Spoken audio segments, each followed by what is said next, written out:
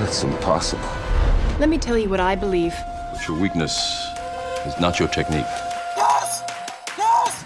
Don't think you are. Know you are. The Impossible Life Podcast. I mean, you're sitting on a winning lottery ticket.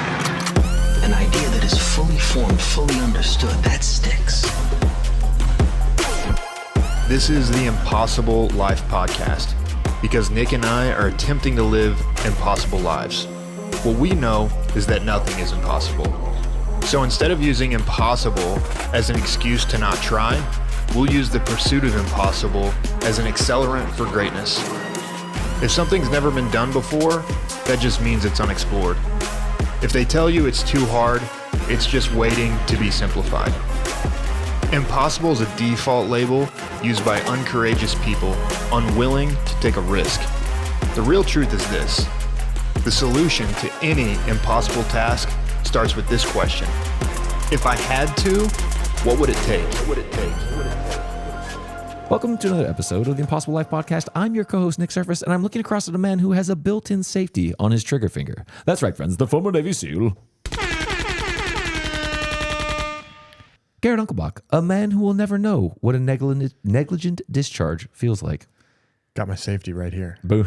I knew you would love that. If you don't know that reference, then that's okay.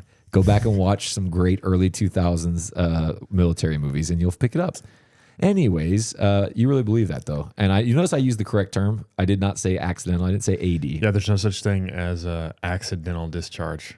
Only negligent. Only negligent. That's something I know from being around Garrett. You don't call it an AD. It's an ND. Man. Oh, dang it. Man, the gun, it went off. The gun just went off in my hand. No, son, that is called you being negligent. You pulled the trigger, son. Yeah, you were not paying attention. Garrett will send me these. You sent me that reel of that dude on the range that just, his gun jammed, so he put it down towards the ground and pulled the trigger and it fired. And you could see his face. He was like, what have I done? And the instructor just loses it. Who was that? He just comes over and just destroys him. Anyways, why are we talking about that as an intro? Because today we're talking about how to stop shooting yourself in the foot in life. I hope none of you will ever have a negligent discharge in real, with an actual firearm. With an actual firearm. And especially not into yourself. A lot of men negligent discharge their emotions all the time. All the time. And negligent discharge their life. And so this is, you actually said on our last episode, hey, we need to do an episode on common compromises. So mid episode. Here we are. Yeah, mid episode. I made a note in the old Impossible Life. Sometimes I say that and we circle back like 20 episodes later. Yeah, or longer. Sometimes it's the next episode. Exactly. And I wanted to do this one while it was fresh because what will always happen is Garrett, like, why did I say that? I'm like, dude, I don't know. You like, I'm trying to remember the prompt. So anyways. When I send you episode ideas, I have tried to get better, like send you more than 4 words. Yeah. I'm waiting for that text. It's not happened yet, but No, I know how the game goes. I'm just going to write this down and ask you later. Anyways, so we're going to talk about the 5 most common compromises that are absolutely killing you. And some people are like, you never compromise because it's a sign of weakness. We're not like, look, there's some places where you need to come in and be willing to compromise. But these are areas, and you're going to see that there's a trend here when we get into them, where you are absolutely destroying yourself because there's compromise where it's for the common good and you have a shared goal and you have an alignment in the vision and the mission that you're doing. And then there's compromise for weakness. And that is not where we want to ever make a compromise. And here's the prerequisite for compromise. You said something recently, G, when we were talking about conviction. Well, let me just pause for a second. Please. Because you got to be careful when you say sometimes it's good to compromise. Right. Okay. I think America has a great policy and they say, we don't negotiate with terrorists. Right. Okay. And so if you are compromising, you need to understand, who am I compromising with? Because this is coming to a mutual agreement, a settlement. Who am I compromising with and why am I compromising? Right. Now I'll sit at a table with some folks and say, what can we agree on? Right. Let's go in the direction. Maybe you don't necessarily want to go where I want to go, and I don't necessarily want to go where you want to go. But where can we both agree on going? And if you're someone that I want to be with, that's a good situation, right? I want to be with you. We want to be together. Neither of us are going to get our pick A, but if we can both agree on a pick B, maybe that's a good thing. What I don't want to do is compromise from being in an uncomfortable situation. Right. Yeah, exactly. And when we talk about compromising, where we're going to talk about compromise today, it's compromising with yourself. Yeah. And who are you negotiating with? Right. You're negotiating with the worst part of yourself. You're negotiating with the part of yourself that says, don't be uncomfortable. Don't make the right choice. They won't notice. That's going to be painful. When you start having compromises and negotiating with that person, that's where you need to take America's stance of we don't negotiate with terrorists. That part of you is a terrorist to your destiny. I can only imagine what your internal monologue must be like on a day-to-day basis. Like, you're the terrorist, Garrett. Anyways, so you talked recently about how it was on one of our recent episodes when we were talking about conviction versus hype, and you said that the first time, like I asked you, I said, "Hey, when did you first feel real conviction?" And you talked about how like when you really understood the truth of who God was and what He had called you to, and you were like, man, like you had this deep conviction in you. And I think the prerequisite for compromising, and unfortunately, I think this is where a lot of us live, and I'm throwing myself in this as well, is that we don't really take time to consider the weight and seriousness of our lives. You've highlighted this a lot to me. Unfortunately, it's all on record because we've recorded it live on this podcast. But it's been good for me because I've traveled recently, so I had some time to myself, and I felt like God really just guided my thoughts. And I was sitting there, and I just had this real desire to deeply consider truth. Because if somebody says something and you've put no thought into it, you're just kind of like, oh, okay. But like if somebody said something that you've spent your life studying, like if someone said something objectively that was untrue, like, oh, the earth is square, and you were like, you were some astronaut or whatever it was, or somebody who really, you'd be like, hold on. Like you couldn't let that slide. And there was no point where you'd be like, yeah, okay, no problem. And I kind of think we don't do that enough in our life with the things that are, our reputation, what we actually believe, who God says we are, who God is. Like, I don't think if you said like, hey, what's God like? I think a lot of people would be like, he's love. And if that's you, I'm not knocking you, but like we should I hope that hits you a little bit. You need to take time to consider some of these things because otherwise it's very easy to compromise. If you haven't taken time to really know the weight and seriousness of what you believe and what you hold to be true, you will very easily just lay those things down. So it's a real point to stop and consider these things. But G, we're going to get into these compromises and these big five, but you did what we do on An Impossible Life all the time. And I still don't have I'm trying to look to see if I can make up a sound effect for him, but I don't have not one. today. Not Another today. time. Not today, Satan. Go ahead. No, Webster. Let me give the definition for concession. To adjust and settle a difference by mutual agreement, like I already talked about, with concessions of claims by the parties. Concession is to yield or to give up on something, right? You make a concession saying like, oh, okay, I'll allow this. And so again, that's why that's the point I was making earlier. When you're having concessions, when you're allowing something, when you're ceding something, who are you negotiating with? That's the really important part. And so when we're talking about these common compromises today, right? Again, compromise is to adjust and settle a difference by mutual agreement with concessions of claims by the parties. When you are compromising, you're making concessions with another party. And you need to be really you need to really well understand who's the other party that I'm working with when I make these concessions, right? And so we're not going to do concessions with the weakest part of ourselves. And when now that you have that understanding, let's talk about what some of the biggest compromises that people make are. Right, and I'll just give you a little heads up. If you can reverse engineer these and start with some of the ones that we say are the most common, and you begin to be the person that doesn't compromise, you'll be in rare air. Number one, saw this in you, talked about it numerous times, your word. So easy. Well, every time words come out of your mouth, you're writing a check. Right. And sometimes this is a topic that I've worked with a lot of people personally on, people that I've coached, definitely folks on the younger side that I've worked with as well. Every time you speak, you're writing a check. Sometimes in life, the collector for that check comes to your house and he bangs on the door. But if you've ever run a business before, there's also times where you have accounts payable. Yeah. And there's people who you got some, like if your accountant might come to you and be like, hey man, you got some like 200-day-old accounts payable here. You want to settle those? You want to take care of that? They've not said anything. They didn't send you any emails, right? But you owe a bill. Right. What do you want to do about that? Some people will say like, it's whatever, Yeah. If they haven't called, let's just let it ride. Let's just pay the bills that are screaming at us. Yeah. And that's how a lot of people treat their word. I'll pay up on the stuff that people force me to pay up on. Right.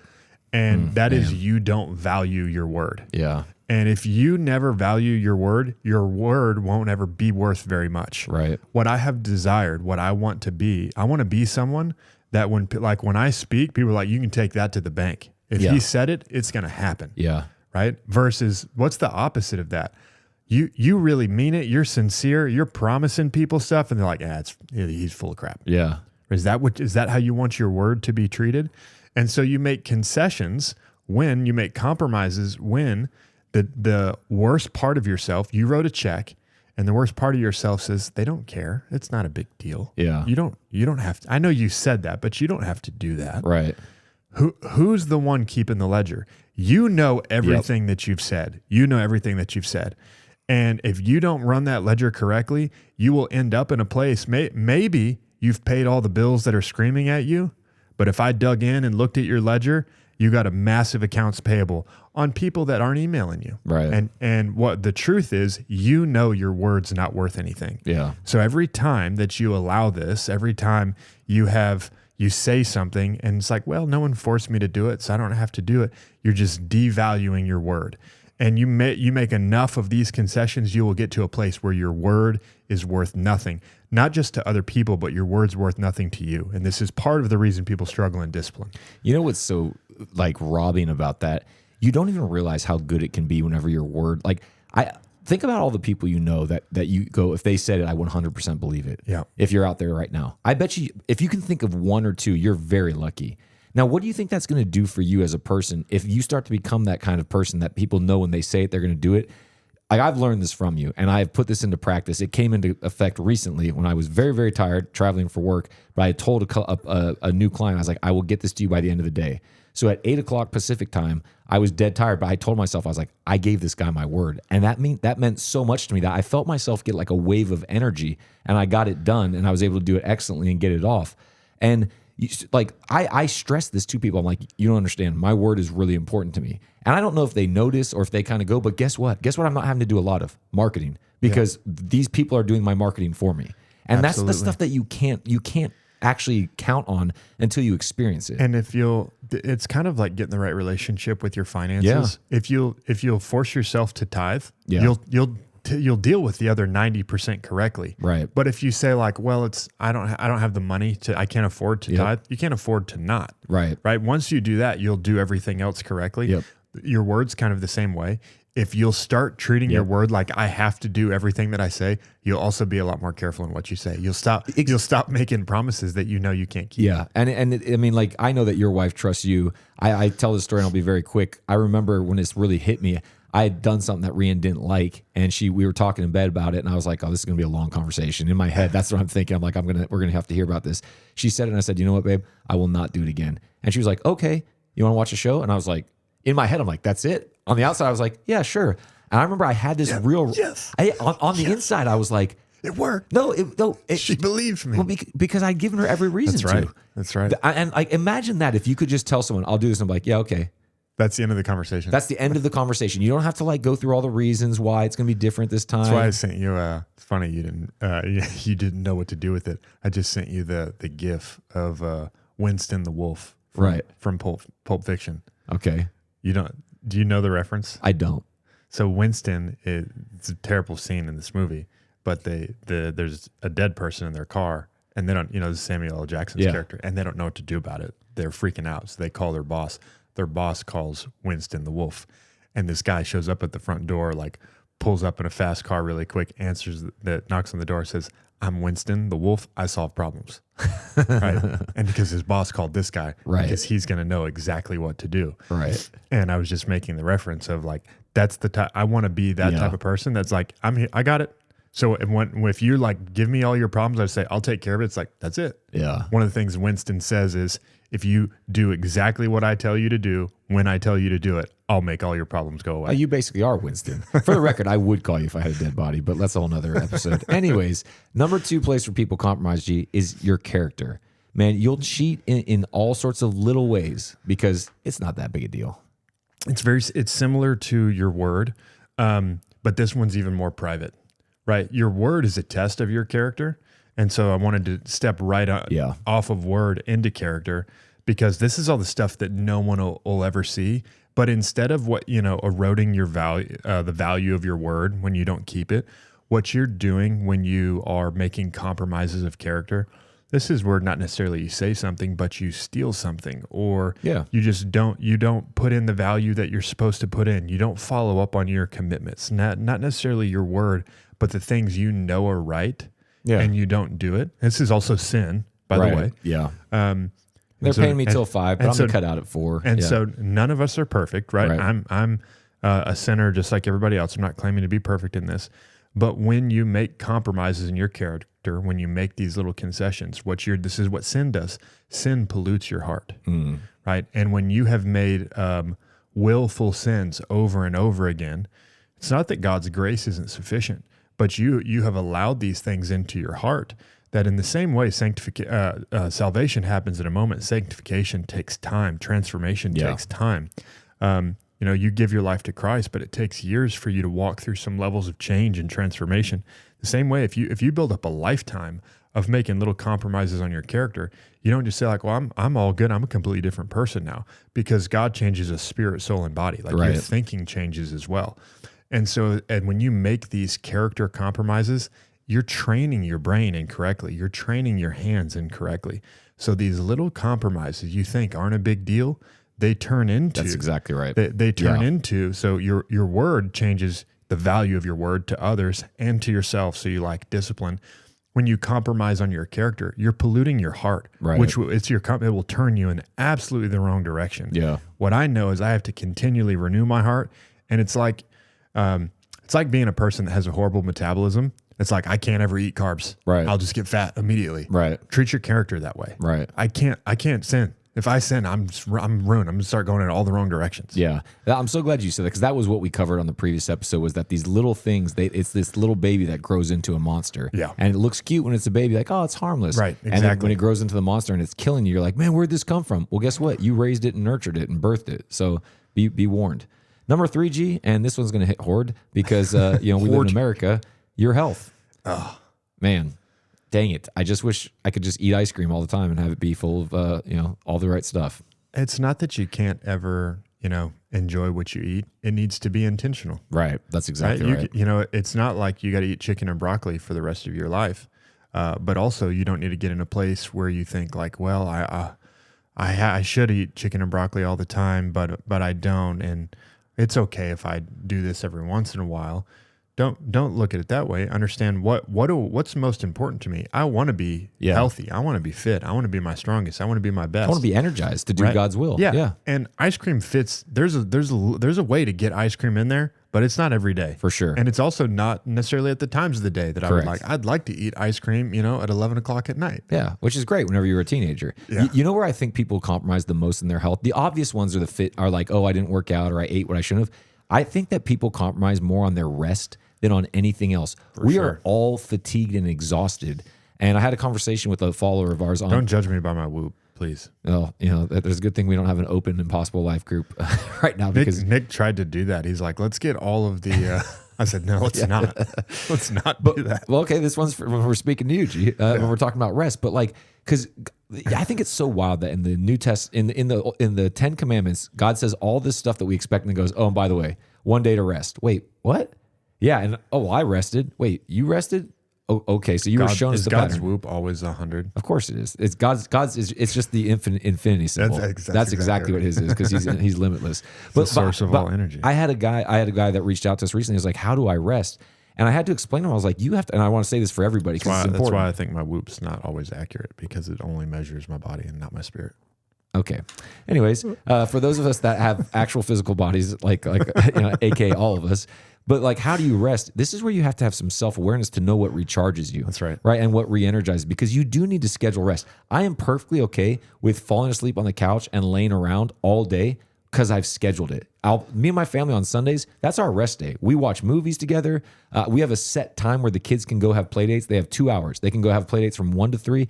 Other than that, we rest. We spend time together as a family. That's the whole Sunday. We don't do anything. It is 100%. So what do? I'll watch soccer and drink a cup of coffee. I'll take naps. I will go on a walk with my wife. I will also play some FIFA. Yeah, I'll play video games. And you might be going, wait, what? And look, I go 100 miles an hour but when it's rest time, because I've scheduled it, not only do I not feel bad, I love it. And guess what? When I wake up on Monday, I'm always way more revitalized. Like you can see it in my Whoop score. By the end of the week, I'm like, oh man, I was running hard. And then Sunday comes, and then you're like, oh, Monday, Tuesday, Wednesday, green, green, green. Like I've recovered. So you have to be aware of what actually rejuvenates you. And I stand outside in a perfect meditative position and absorb maximum energy from the sun for 1 hour. I actually believe part of that, minus the perfect position of meditative, because I've seen you go out in the sun and just sit there and soak it in. But I want to say that because I do think we're terrible at like having scheduled rest, but the Sabbath was a commandment for a reason. That's right. So that's a big compromise I think a lot of us have. Number 4G, and this is one that you are hard about, is personal growth. I said to Nick, this is one of my, I feel like this is a secret that I have that I don't know how to explain very well. Secret's about to be out. I don't know how to explain it very well. But this is something that has like been a source of my level ups in life. And that's been whenever I've had challenges presented to me, I never want to, people ask, can you do this? Do you want to do this? And it's always, I got it. I'll take care of it. Right. I want to be Winston the Wolf. I don't want to be the guy that's like, well, is the giant 9 feet tall? Right. Because I don't, this guy only takes down under 9 feet. That's right. So if he's 9'1", don't ask me. I'm out. I'm out. I never wanted to limit myself. And I knew from a young age that growth was possible. So, and I watched, my dad's a good model for me in this. He talked about in construction, he told me stories growing up of how many times in business, like he bit off more than he could chew. Oh yeah. And he said, I'll figure it out. Yeah. And I wanted to always be someone who said, you know what, I'll take that challenge. Yeah. I'll learn. I'll figure it out. Instead of being afraid of the challenge and saying, wow, well, you make a concession with I'm willing to take the risk because what the value to be gained for me is I want to be my best. Yeah. And if I never if I never put any more weight on the bar than what I've done before, then how am I ever going to grow? Yeah. I think about if you had to, what would it take? Exactly. But like, you know what the thing is, G? I can say that to people. So it's great. You say it to everybody every day, every time they listen to the podcast. But you know what the worst thing about America is? We don't really have to do much. Yeah. Right. So it's like, we don't really have to get to the, what would it take? But let me tell you, so when I was in my early 20s, I worked for Enterprise Rent-A-Car in the management trainee program. And the most valuable thing that I learned, now Enterprise Rent-A-Car, the biggest rental car company in the world, there's all sorts of stuff. You can study them. They're a very interesting business case. But the thing that they teach people, they teach all their management training is you never say no to a deal. So if someone walks off the street and you've got a car that someone's coming in for in an hour to pick up and you've got it all clean and ready and they go, hey, I want to rent that car out there, you're not allowed to say no. You say yes all the time. And I'm telling you, man, and the scenario I gave you happened regularly. So every day you were always like, oh, I think it's going to be cool. And then something will happen. And it was like adapt and overcome every day. And I took that attitude with me everywhere I went afterwards because I realized. No wonder they're successful. Well, exactly. But they recognized that in their culture and they trained it into every single person. So you've got these little 22, 23-year-old kids that are just coming out with their degrees. And like, I don't know what level of entitlement they have, but they're like, you say yes to every deal. And they were hard on it. And dude, I took that with me and I still have it to this day. Like when people are like, yeah, I can do that. And to the point you made about your dad, I remember I bit off this marketing, my first started my marketing consultancy like 9 years ago. These people, I was developing this relationship with this client. They're like, hey, we want to do this. What do you think? And I was like, I'll do it. I had no idea what I was going to do, but I landed a $30,000 deal that they were going to pay like in a lump sum. I got the biggest checks. Like one of my goals was to get a $5,000 check and a $10,000 check. I kind of set these goals for myself. I accomplished both of them in that deal. I won't tell the whole story of the deal, but I was literally just like, I don't know what I'm going to do here, but I've got some ideas and we're going to figure it out. And I was studying, I was reading. You may think that's dishonest. I actually ended up doing a really good job for them and they made way more money than they paid me.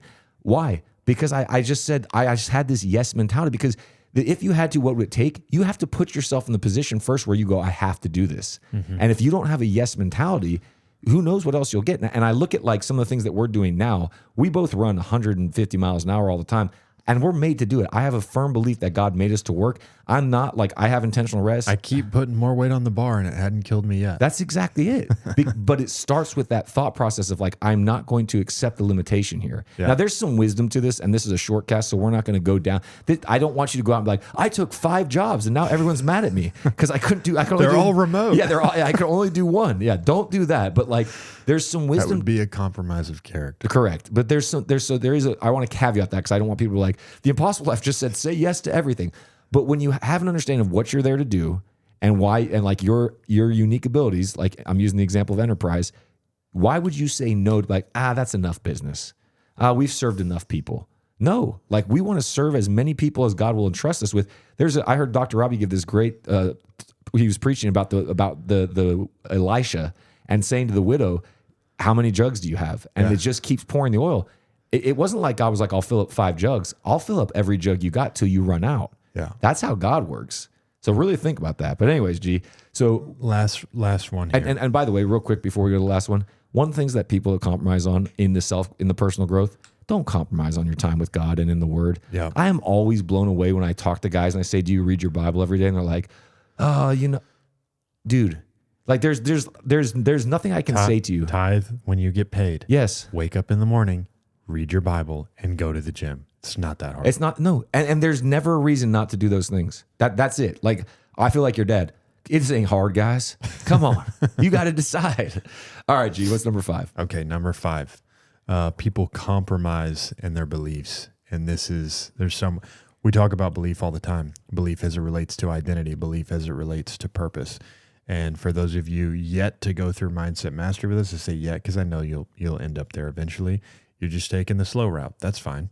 You'll join us when you're ready. The definition of beliefs is things that I know are true, but can't prove. Okay? And when you know it's true, but you can't prove it, and you keep facing evidence to the contrary, it's very easy to say, well, maybe I was a little bit off in my belief. Maybe I'm not as great as I thought. Maybe I'm not as capable as I thought.